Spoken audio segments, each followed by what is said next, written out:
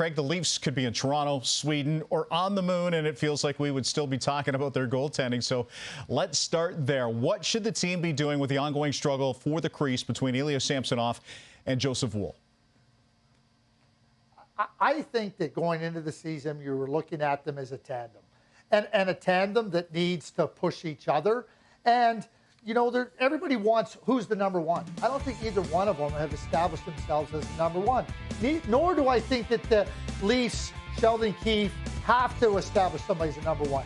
Every single day, practice, games, every opportunity a goaltender has, you're trying to show that you can handle the workload of the starting goaltender.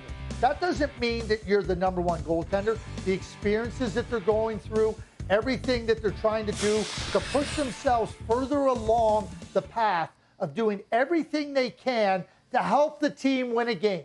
That's where I think Samsonov and Woll find themselves. So I don't think there's any necessity to declare a number one. I don't think there's any necessity for each of these goaltenders to try to right now say, I'm the number one. I think we've seen some growing pains for Joseph Woll, to be expected. We've seen some growing pains for Samsonov.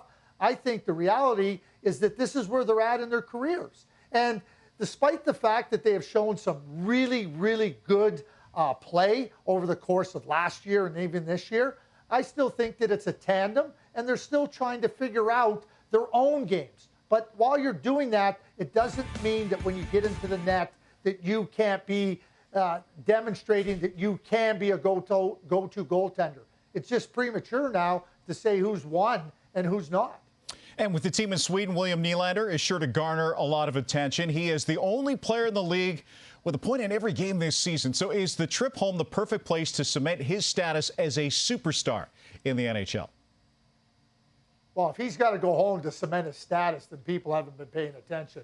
You're telling me you got to fly all the way to Sweden, and William Nylander's got to go over there and perform brilliantly like he has for the last number of seasons, and certainly the start of this season. I mean, if that's what you're waiting for him to cement it, I think it's crazy. He's already cemented it. I think the beautiful thing for William Nylander is that his family gets to watch him play. He talked about his grandmother never being able to see him play a game live in the NHL. She's going to be able to watch that. And I bet, Corey, that she's going to leave that game and going, geez, my grandson's pretty darn good, because he is. And she might also say it's a good time to be in a contract year because Nylander is a pending unrestricted free agent. He's on pace for 55 goals and 120 points this season.